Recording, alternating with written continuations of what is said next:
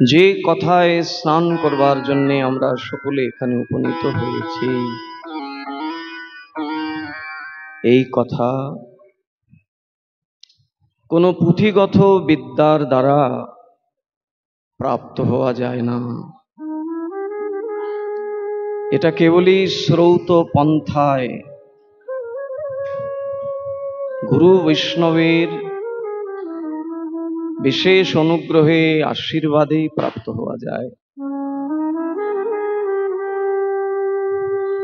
তাই আপনারা সকলে আশীর্বাদ করবেন।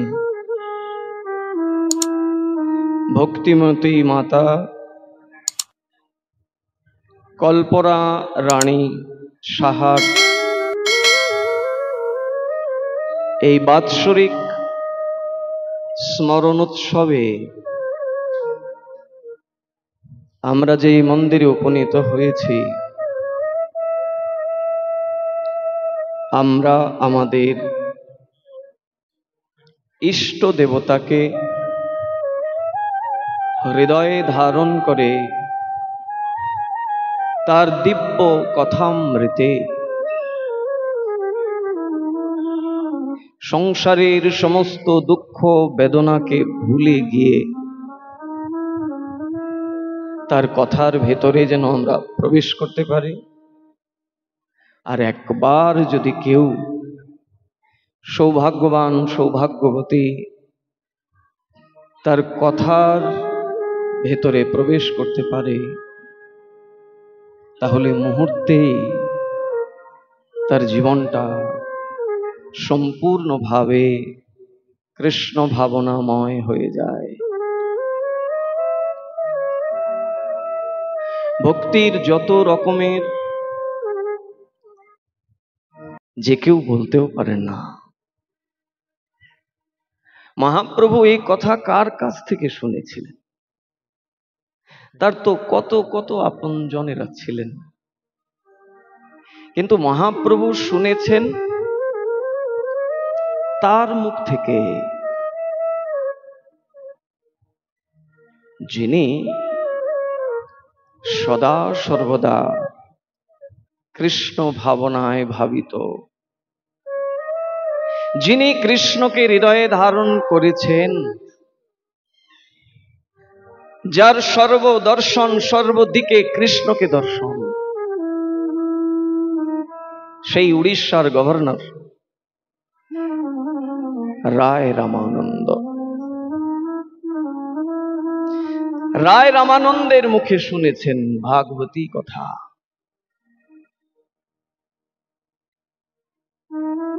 এই অপ্রাকৃত কথা প্রাকৃত বিদ্যা বুদ্ধির দ্বারা কি কখনো বলা যায় বা জানা যায়? প্রাকৃত বুদ্ধির কাজই হচ্ছে জীবের হৃদয়ের ভেতরে প্রবেশ করে আর তার হৃদয়ে কেবলই অহংকারের জন্ম দেয়।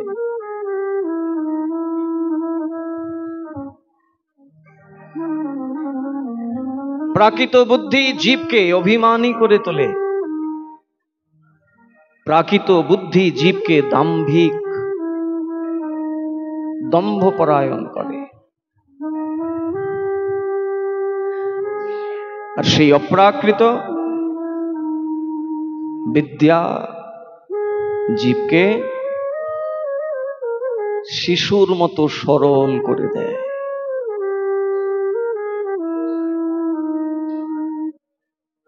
প্রাকৃত জ্ঞান বুদ্ধির দ্বারা জীব অভিমানকে লাভ করে, আর অপ্রাকৃত জ্ঞান বুদ্ধির দ্বারা জীব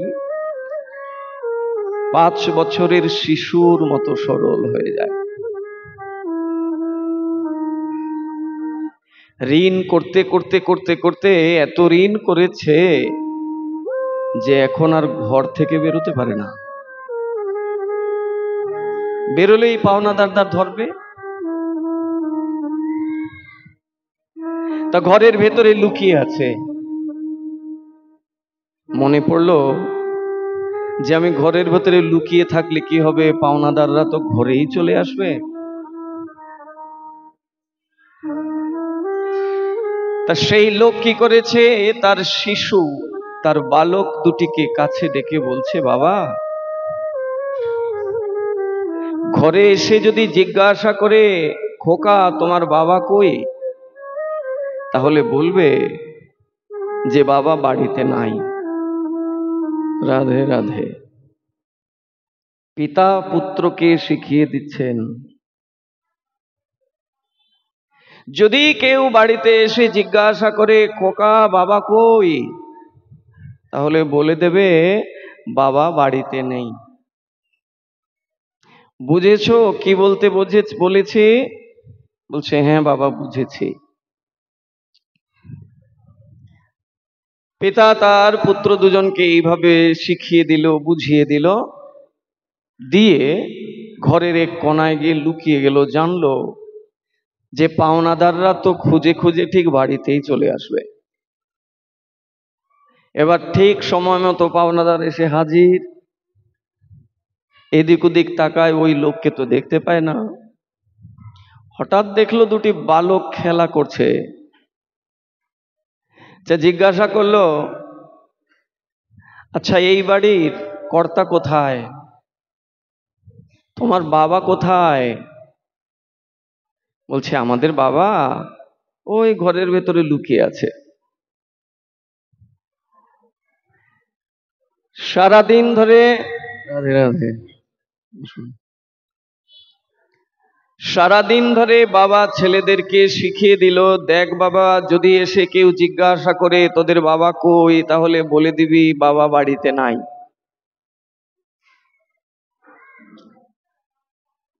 ঠিক পাওনাদার বাড়িতে চলে এসেছে। এসে বালক দুইটাকে বলছে, তোমাদের বাবা কই গো? বলছে, আমাদের বাবা ওই ভেতর ঘরে লুকিয়ে আছে। এটা শিশুর সরলতা। যদ্যপি তার পিতা অনেক কিছু শিখিয়ে দিয়েছেন, কিন্তু শিশু তো, সে সব সময় সরল, সে মিথ্যা বলতেই পারে না। সে ঠিক সত্যিটাই বলে দিয়েছে, বাবা ভেতরে লুকিয়ে আছে। যিনি অপ্রাকৃত জগতে বিচরণ করেন, যার জীবনে অপ্রাকৃত জ্ঞান বুদ্ধির উদয় হয়েছে,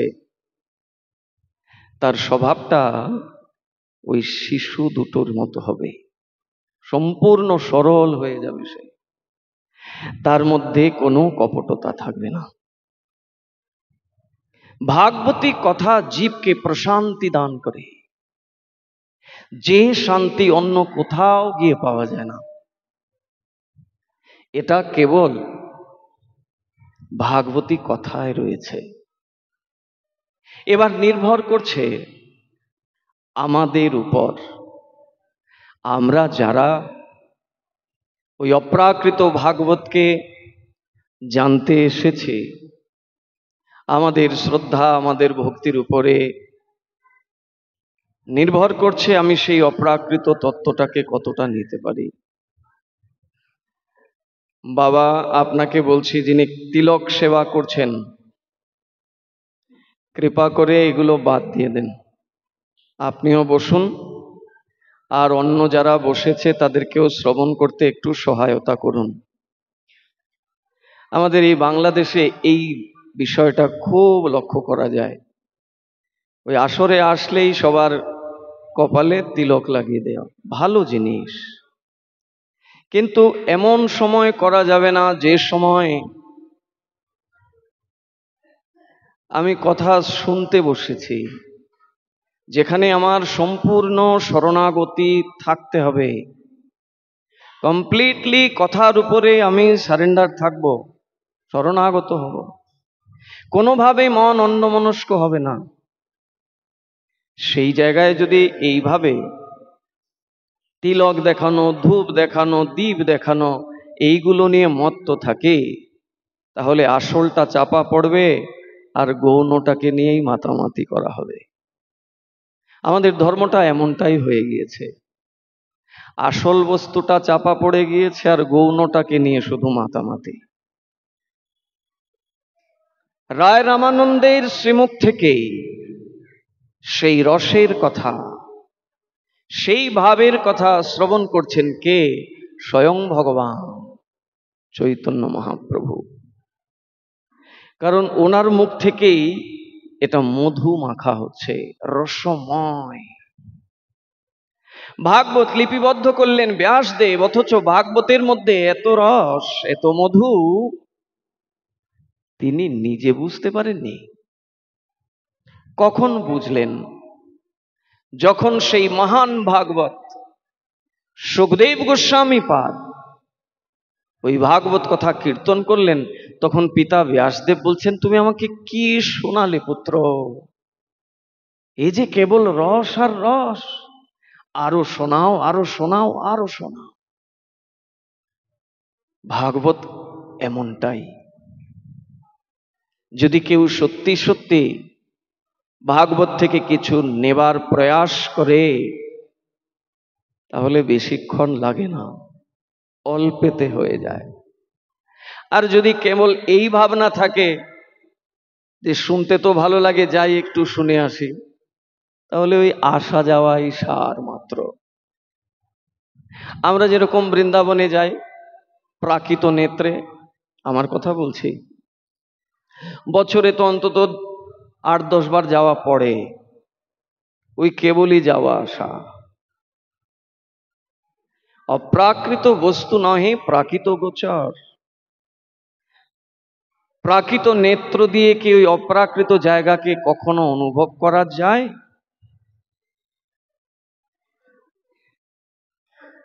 এটা অনুভব হবে, আরে বাবা বৃন্দাবনে গিয়ে দেখেছি বিরাট বিরাট 2টা পুকুর, বিশাল বড় 2 দিঘি দেখে এসেছি। বলে কি? বলে একটার নাম নাকি রাধাকুণ্ড আর একটার নাম শ্যামকুণ্ড।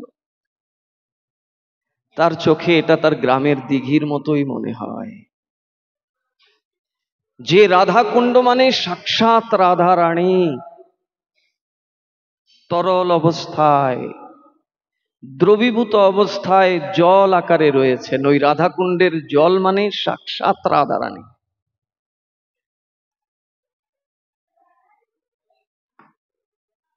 অপ্লাবনাৎ ক্ষেত্রাৎ বলছে। রাধাকুণ্ডের জল আর রাধা এক। কিন্তু আমার মতো জড়বুদ্ধি সম্পন্ন জীব রাধাকুণ্ডকে কি ওইটা ভাবে? ওখানে গিয়ে দেখি কত বড় বড় কাছুয়া দেখা যায়। জড় জীবের এই জড়তা, জড় জীবের এই প্রাকৃত বুদ্ধি জড় বিদ্যার দ্বারা কখনো যায় না, সম্ভবই না। বরং জড় বিদ্যার দ্বারা আরো অতিরিক্ত তারপরে অভিমান, অহংকার, দাম্ভিকতা আসে। কেমন দাম্ভিকতা? ওই যে আমি ডাক্তারের বউ, আমি ডাক্তারনি, আমি মাস্টারের বউ, মাস্টারনি, আছে না? কিছুই ডাক্তারি জানে না, জানে স্বামী, তার নাম ডাক্তার, ডাক্তারের বউ, এই জন্য বলে আমি ডাক্তারনি। মাস্টারের বউ মাস্টারনি। এই রকমের অহংকার জীবের আসে। এই যেমন মন্দির, এই মন্দিরের আমি পদ আছে না অনেকগুলো, তো ওই পদের আমিও একজন। আমার স্বামী ওই মন্দিরের সেক্রেটারি বা সভাপতি, আমি তার সভাপতি নি। এইগুলাই অহংকার আসে জীবের মধ্যে। প্রাকৃত বুদ্ধি জীবকে ওইভাবে পতনের দিকে নিয়ে যায়। পতন মানে অভিমান মানেই তাকে পতন হতে হবে। আর এই অভিমান থাকা অবস্থায় আমার যে কত দিক থেকে অপরাধ হবে আমি ভাবতেও পারবো না। আমার বাক্যের দ্বারা পাপ হবে, আমার দৃষ্টির দ্বারা পাপ হবে। এই অভিমান, এই অহংকারের হাত থেকে জীব তখনই মুক্ত হতে পারে যখন জীব সাধু সঙ্গ করে। সাধু সঙ্গ করে 2 কর্ণ দিয়ে যখন তার সেই অপ্রাকৃত কথা ধারা প্রবাহিত হয়, তখনই কেবল তার অভিমান যায়। নইলে তো অহংকারই বাড়ে, বাড়ে না? আমরা যারা একটু জাগতিক শিক্ষা টিক্ষা আছে, আমরা নিজেদেরকে বিশাল বড় পাঠক ভেবে বসে আছি যে আমারে চেনে না এমন কেউ আছে নাকি, সারা পৃথিবীর লোক আমারে চেনে, আমি অনলাইনে আমি পাঠক হিসাবে সারা পৃথিবীর লোক আমাকে চেনে। এবং এই ভাগবত আসরে এগুলো বলতে শোনা যায়, আপনি আমাকে চেনেন না তাতে আপনি কিছুই চেনেন না, এই সব ভাষা। ভক্তবৃন্দ কেন বলছে এই কথা জানেন? আজকে এই মায়ের মৃত্যুবার্ষিকীতে আমরা একটু ব্রজভক্তি কি বস্তু সেটাকে একটু জানবার প্রয়াস করব। এটাই হচ্ছে আমাদের এই মনুষ্যকুলে আসার মূল প্রয়োজন। এই যে দিব্য মানব শরীর পেয়েছি আমরা, এই মানব শরীর পাওয়ার পেছনে প্রধান প্রয়োজন হচ্ছে আমাদের সকলের মধ্যে ব্রজভক্তি আসতে হবে। আর এটা না হলে কেবলই যাওয়ার আশা। ওই আমরা যেরকম বছরে 6-7 বার 8 বার বৃন্দাবনে যাই আর আসি, শুধু পরিশ্রম মাত্র।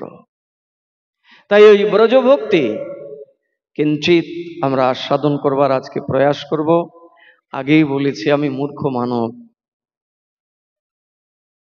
ভগবানের কথা বলবার মতো যে ন্যূনতম যোগ্যতা থাকা দরকার, সেই বিচার যদি করি তাহলে যোগ্যতা বিচারে কিছু নাহি পাই, তোমারও করুণা সার।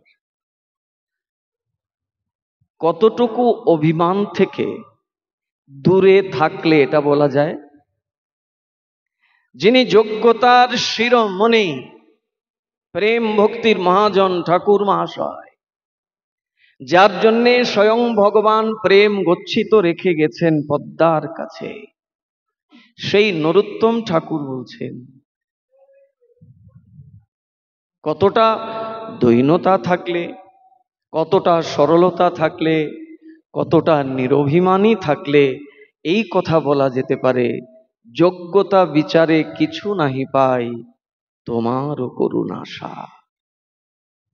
আর আমরা আমাদেরকে কত বিশাল যোগ্যতা দিয়ে জগতের কাছে প্রতিষ্ঠা করতে চাই। রায় রামানন্দের শ্রীমুখ থেকে ভগবানের দিব্য কথা স্বয়ং ভগবান শ্রবণ করছেন গোদাবরীর তীরে। সেই ব্রজভক্তির কথা, সব কথাকে তিনি শুধু বলছেন ইহ বাহ্য আগে কহ আর। কত কথা বলছেন, ধ্রুবের কথা বলছেন, প্রহ্লাদের কথা বলছেন, সব বাহ্য। অর্জুনের কথা বাহ্য আগে কহ আর। অর্থাৎ এই ভক্তি ব্রজভক্তিতে থেকে অনেক নিচে আছে। আমাকে ব্রজভক্তির কথা বলতে বলতে যখন গোপীদের কথা বলতে শুরু করলেন, তখন মহাপ্রভু বলছেন ইহ হয় আগে কহ আর। এই যা বলছো এটাই আমার গ্রহণীয়, এটাই জীবের গ্রহণীয়, এবার তুমি আগে বলতে থাকো। ধীরে ধীরে শ্রীমতী রাধা রানীর কথা। ভক্তবৃন্দ, এই কথাগুলো তো সব জায়গায় বলা যায় না, এই কথাগুলো সব জায়গায় বলার মতো পরিবেশও হয় না। আপনারা এই মোস্তাফাপুর বাসী, বিশেষ করে এই দক্ষিণবঙ্গের লোক, শরীয়তপুর, মাদারীপুর, টেকেরহাট, এই নিয়ে যারা বসবাস করেন, আরো যেখানে সব সময় সাধুসঙ্গ হয়, সাধুসঙ্গ করে করে আপনাদের হৃদয় ভগবানের জন্য কিছুটা দুর্বল হয়েছে, আপনাদেরকে নিয়ে সেই ব্রজভক্তিকে কিছুটা হলেও আস্বাদন করা যাবে। তাই আজকে অল্প সময়ে যতটুকু আমরা নিতে পারি, আসলে এত বিলম্ব করে কথা শুরু হয় যে পরে আর সময়ই থাকে না। আমাদের ওইদিকে কিন্তু বড় জোর 9:30, সর্বোচ্চ 10টা, কথা বিশ্রাম। 6টায় যদি কোনোভাবে শুরু না হয় 6:30টায় তো শুরু হবেই। কোথাও কোথাও তো বিকেল 4টা থেকে শুরু হয় কথা। তবে স্থান কাল পাত্র ভেদে আপনাদের স্থানে এটাই মুখ্যম বলে আপনারা বেছে নিয়েছেন, এইভাবেই হয়। যাই হোক, অল্প সময়েই আমরা আজকে স্মৃতিচারণ করব মায়ের উদ্দেশ্যে। আমরা সেই ব্রজভক্তির কথা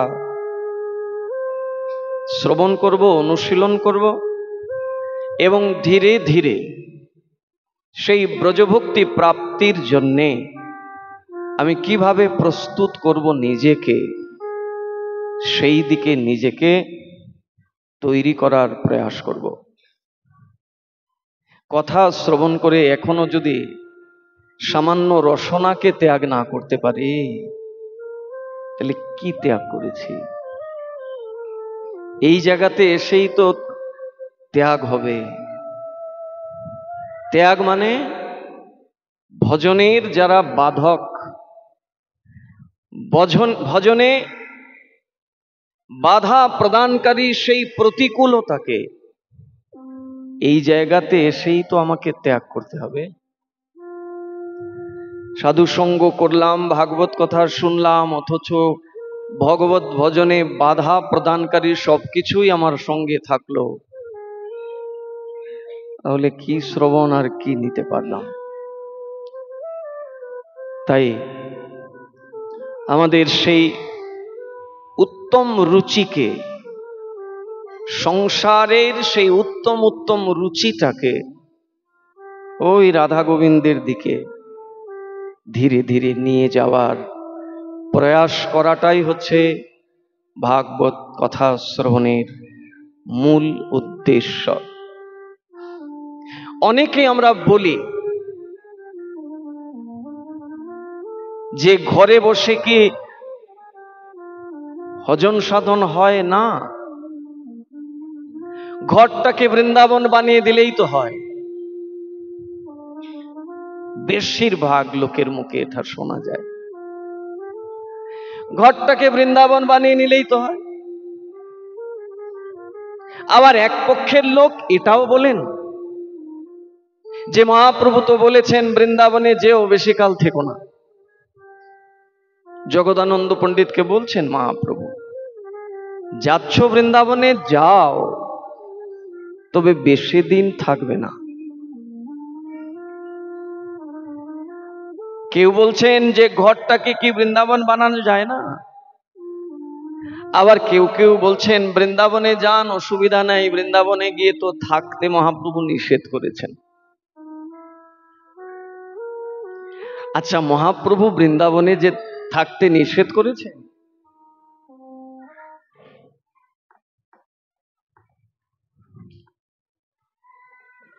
মহাপ্রভু বৃন্দাবনে থাকতে নিষেধ করেছেন, তাহলে রূপ সনাতন তাদের এত উৎকণ্ঠা কেন বৃন্দাবনে যাবার জন্য? তারা কেন পাগল ওই বৃন্দাবনে থাকবার জন্য?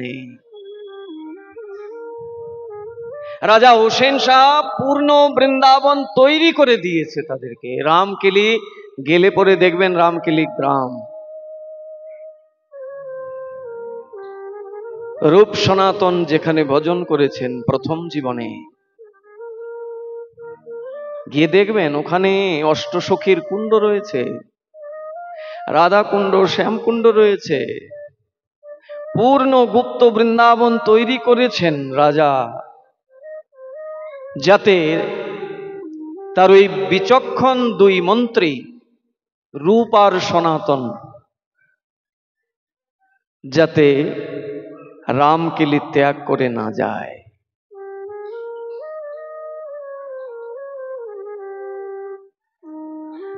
একজন মুসলমান রাজা,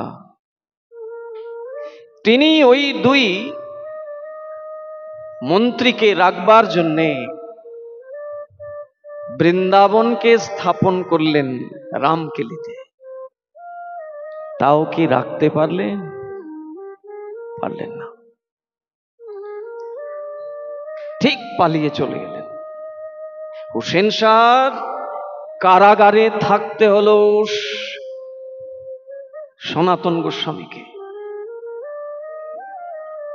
কারাবন্দি করলেন, তাও তাকে রাখবো আমার কাছে, যেতে দেব না বৃন্দাবনে। পারলেন না। ঠিক সনাতন রাধারানীর কৃপা পেলেন, সুযোগ আসলো, পালিয়ে বৃন্দাবনে চলে গেলেন। সারা জীবন বৃন্দাবনে কাটালেন। বাড়িটাকে কি বৃন্দাবন বানানো যায় না? যায়, যাবে না কেন? বাড়িতে যদি সবাই কৃষ্ণ ভাবনায় থাকে অবশ্যই সেটা বৃন্দাবন হবে, বৃন্দাবনের মতো হবে, কিন্তু বৃন্দাবন হবে না।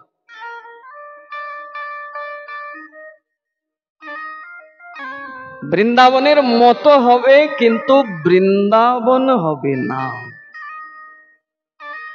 বৃন্দাবনের প্রত্যেকটা ধুলির মধ্যে রাধারানী কৃষ্ণ বাস করে, প্রতিটা ধুলি কণার মধ্যে রাধা গোবিন্দের বাস। আর আপনি আপনার গ্রামে সেই বৃন্দাবন বানিয়ে বলছেন ওই বৃন্দাবন আর এই বৃন্দাবন এক না। এটা বলতে পারেন বৃন্দাবনের মতো, বৃন্দাবন নয়। সবার কাছে অনুরোধ থাকবে, ঘুমোবেন না। বেশি সবাই ঘুমিয়ে যায়, প্রায় জায়গাতে আসলে দেখা যায় ঘুম চলে আসে। ভগবানের কথা শুনতে বসে ঘুম এসে যাওয়াটাও এক প্রকারের ভগবানকে অবমাননা করার মধ্যেই পড়ে। ওইদিকে আমাদের বিশেষ লক্ষ্য রাখতে হবে। আমরা আজকে বৃন্দাবনের ভক্তির কথা শুনবো, যে বৃন্দাবনে স্বয়ং গোলকপতি লীলা করেছেন। সেখানে তার অসুরবধ লীলা, তার বাল্য লীলা, তার চৌর্যবৃত্তি, তার বস্ত্রহরণ লীলা, তার পুতনা, অগাসুর, বকাসুর আদি বধ লীলা, গোবর্ধন ধারণ লীলা, সেখানে রাস লীলা, সবকিছু তিনি করেছেন। এবং গোপীদের কাছে তিনি প্রতিজ্ঞাবদ্ধ হয়েছেন, বৃন্দাবনং পরিত্যজ্যং পাদমেকম ন গচ্ছামি। মনোযোগী না হলে ভক্তবৃন্দ কিছু নিতে পারবো না, আর নিজের অভ্যাসও পরিবর্তন হবে না। আমাদের এই মনুষ্য জীবনের মূল উদ্দেশ্য, মূল প্রয়োজনটাই হলো ব্রজভক্তি লাভ করা। ভক্তি আমাদের সবার হৃদয়ে আছে, ভক্তি না থাকলে এখানে আসা যায় না, আসতে পারতেন না। ওই টিভি খুলে এতক্ষণে সিরিয়াল দেখতেন, জি বাংলার ওই রূপসী বাংলা। এখানে এসেছেন মানে ভক্তি আছে, তাতে কোনো সন্দেহ নেই, কিন্তু ওই ভক্তিটাকে মার্জন করে ওই ভক্তিটাকে ব্রজভক্তিতে রূপ দিতে হবে।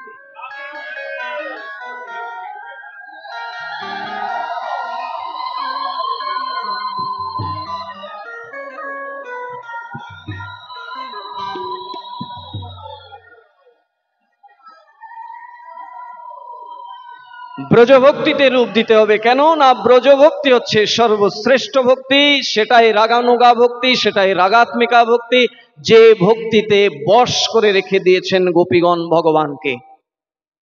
আমরাও সকলে ভগবানকে বশ করে রাখবো, আমাদের হৃদয়ের মণিকোঠায়, বেরোতে দেব না তাকে।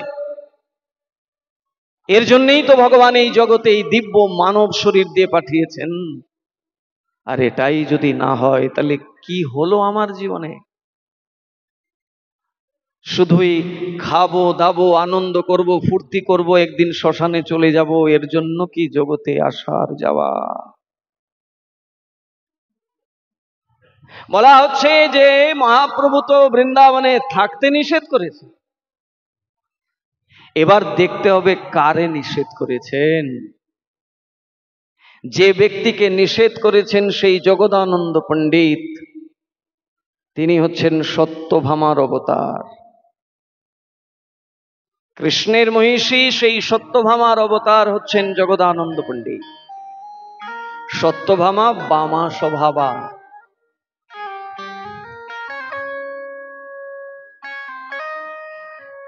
সত্যভামা হচ্ছেন বামা স্বভাবা। কিছু হলেই অভিমান, এমন অভিমান যে সেই অভিমান ভাঙতে গিয়ে কৃষ্ণকে আসতে হয়, এসে বলতে হয় তুমি দাঁড়াও, চিন্তা করো না, তুমি তো একটা পারিজাত পুষ্প আমি রুক্মিণীর খোপায় দিয়েছি বলে তোমার রাগ হয়েছে, আমি পুরো পারিজাত বৃক্ষটা উপড়ে নিয়ে আসবো তোমার জন্য। পুরো পারিজাত বৃক্ষ নিয়ে আসলেন সত্যভামার জন্য। সত্যভামা তো বামা স্বভাবের। জগদানন্দ পণ্ডিত বৃন্দাবনে গিয়ে যদি তার এই মান অভিমান হয়, ভগবত চরণে অপরাধ হবে, ব্রজবাসীদের চরণে অপরাধ হবে। তাই ভগবান তো করুণার সাগর, কৃপার সাগর, তিনি কি করে তার ভক্তকে এই অপরাধের দিকে ঠেলে দিতে পারেন? তাই তিনি বলছেন বৃন্দাবনে যাইও না রহিও চিরকাল। যাও বৃন্দাবনে, ইচ্ছা হয়েছে, কিন্তু চিরকাল থাকবে না। থাকলে কি হবে? শুধু দোষ দৃষ্টি হবে। আপনি আমি আমাদের কথাই বলছি, কিছুদিন গিয়ে থাকুন না বৃন্দাবনে, এক নাগাড়ে 6 মাস থাকুন, দেখুন ওই ব্রজবাসীদের আচরণে আপনি দোষ দেখবেন। বলবেন এরা ব্রজে জন্ম হয়েছে, এরা নাকি ভগবানের এত প্রিয় এত আপন, এরা এইরকম। দোষ, কারণ আমার কাজই তো হচ্ছে অন্যের দোষ দেখা। এটা তো আমার স্বভাব, এটা আমার গ্রামে বসেও এটা হয়, আর ওই বৃন্দাবনে গেলেও হয়। মহাপ্রভুর বলার অভিপ্রায় হচ্ছে সাধু সঙ্গ করে করে করে করে জীব একটা শিশুর মতো সরল হবে। সরল যিনি হন তিনি কারুর মধ্যে কোনো দোষ দেখেন না, তিনি সবার মধ্যে ভগবানকে দর্শন করেন। তিনি সবার চাইতে নিজেকে হীন জ্ঞান করেন, দিনের অধিক দয়া করেন ভগবান। কুলীন পণ্ডিত ব্রাহ্মণে বড়ই অভিমান। দেখুন, আমরা ব্রজভক্তির কথা শুনব। নরোত্তম ঠাকুর মহাশয়ের পদ দিয়ে শুনুন। কৃপা করে ঠাকুর মহাশয়ের এই পদের ভেতরে একটু প্রবেশ করবেন। এক একটা শব্দ চিন্ময়, অপ্রাকৃত। আগেই বলেছি যে অপ্রাকৃত বিদ্যাকে প্রাকৃত বিদ্যার গৌরব দিয়ে কখনো জানা যায় না। এটা জানা যায় একমাত্র শ্রৌত পন্থায়, গুরু বৈষ্ণবের কৃপায় সেটাকে জানা যায়। আমি 3-4টা বিষয়ে ডক্টরেট করেছি, করতে পারি, এটা তো জাগতিক পাণ্ডিত্য আমার, এটা তো আমার জাগতিক বুদ্ধি, জাগতিক বিদ্যা। প্রপাত ভক্তি সিদ্ধান্ত সরস্বতী ঠাকুরের এক শিষ্য ছিল, আক্ষরিক জ্ঞানও তার নাই।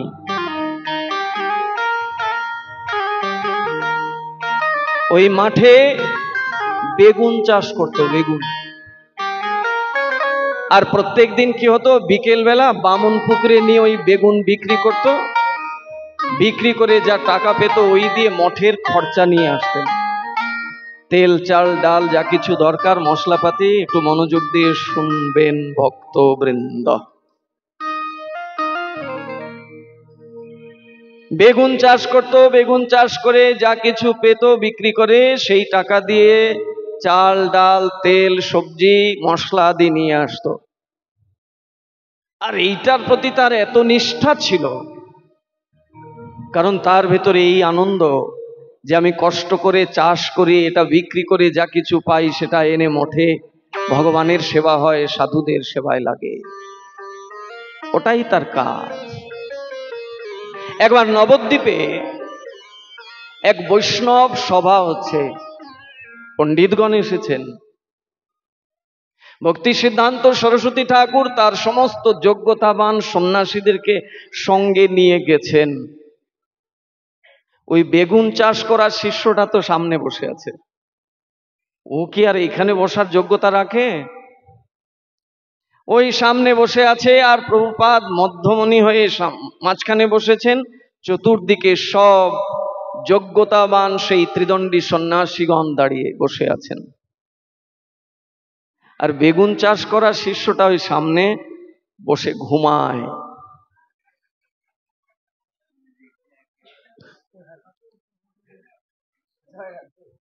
বাবা আসলে অনেক পরিশ্রম করে, তো সে আমি এখানে আসছি বলে দেখুন যশোর থেকে এসে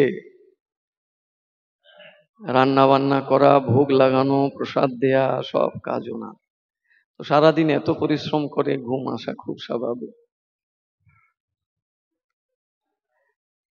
সামনে বসা সেই বেগুন চাষ করার শিষ্যটাকে ডাকলেন প্রভুপাদ। সে তো অবাক, আমি তো এই জায়গায় বসার যোগ্যতা রাখি না। ডাকলেন, মাইক্রোফোন ধরিয়ে দিলেন, বলে বলো ব্রাহ্মণ এবং বৈষ্ণব এই দুই তত্ত্ব নিয়ে আলোচনা করো। তার সারা শরীর কাঁপছে, আক্ষরিক জ্ঞান যার নাই, তাকে প্রভুপাদ ভক্তি সিদ্ধান্ত সরস্বতী ঠাকুর তার পাশে বসিয়ে মাইক্রোফোন ধরিয়ে দিয়ে বলছেন, বলো। পঙ্গুং লঙ্ঘয়তে গিরিম, পঙ্গু ব্যক্তি পর্যন্ত গিরিকে উল্লঙ্ঘন করতে পারে, গিরিকে অতিক্রম করতে পারে, পর্বতকে অতিক্রম করতে পারে যদি গুরুদেবের কৃপা হয়। যৎ কৃপা তমহং বন্দে পরমানন্দ মাধবম। যার কৃপা হলে সেই পরমানন্দময় মাধবের চরণে শ্রদ্ধা ভক্তি দৃঢ় হয়, তিনি গুরুদেব। সরস্বতীকে জিভায় ছুঁয়ে দিলেন। যে ব্যক্তি কোনোদিন পাঠশালায় যায়নি, যার আক্ষরিক জ্ঞান নাই, সে ব্যক্তি অনর্গল বলতে থাকলো ব্রাহ্মণ আর বৈষ্ণব তত্ত্ব নিয়ে। তাহলে মূর্খ ব্যক্তি বলতে পারে? আর তার চতুর্দিকে বসা সব ত্রিদণ্ডী সন্ন্যাসীগণ, দণ্ডধারী, জাগতিক শিক্ষায় শিক্ষিত, তারা স্তব্ধ হয়ে শুধু দেখেই গেলেন। এক কি আশ্চর্য বিষয়! ধ্রুব মহারাজ স্কুলের বারান্দায় জীবনে যাননি, 5 বছরের শিশু বালক, তপস্যায় এমন ভাবে মগ্ন যে তার সামনে ভগবান এসেছেন, ভগবান ডাকছেন, ধ্রুব চোখ খুলো, আমি এসেছি। ভ্রুক্ষেপ নাই। ভগবান ডাকছেন অথচ ধ্রুবের কোনো ভ্রুক্ষেপ নাই। ভগবান ভাবছেন কি ব্যাপার, ধ্রুব তো আমাকেই ডাকছে অথচ আমি এসেছি, তথাপিও চোখ খোলে না, কি বিষয়? ভগবান দেখলেন, ওহো, ও চোখ খুলবে কেন? ও তো হৃদয়ে আমাকে বসিয়ে আমারই ধ্যান করছে, আমাকে দর্শন করছে, তার তো চোখ খোলার দরকার নাই। সে তো তার হৃদয় মন্দিরে আমাকে বসিয়ে আমাকে দর্শন করছে নিরন্তর। ভগবান তখন কি করলেন? ধ্রুবের হৃদয় থেকে তিনি অন্তর্ধান করলেন, সরে গেলেন। সঙ্গে সঙ্গে চিৎকার আর্তনাদ করে ধ্রুব চোখ খুলল, দেখে সম্মুখে সেই ভগবান বসে আছেন। এখন ভগবানকে দেখা মাত্র তার স্তুতি করার ইচ্ছা জাগলো। ভগবানকে স্তুতি করবে, বন্দনা করবে। স্তুতি করতে গেলে, বন্দনা করতে গেলে সংস্কৃত শব্দ জানতে হবে। বাবা আসুন, রাধে রাধে।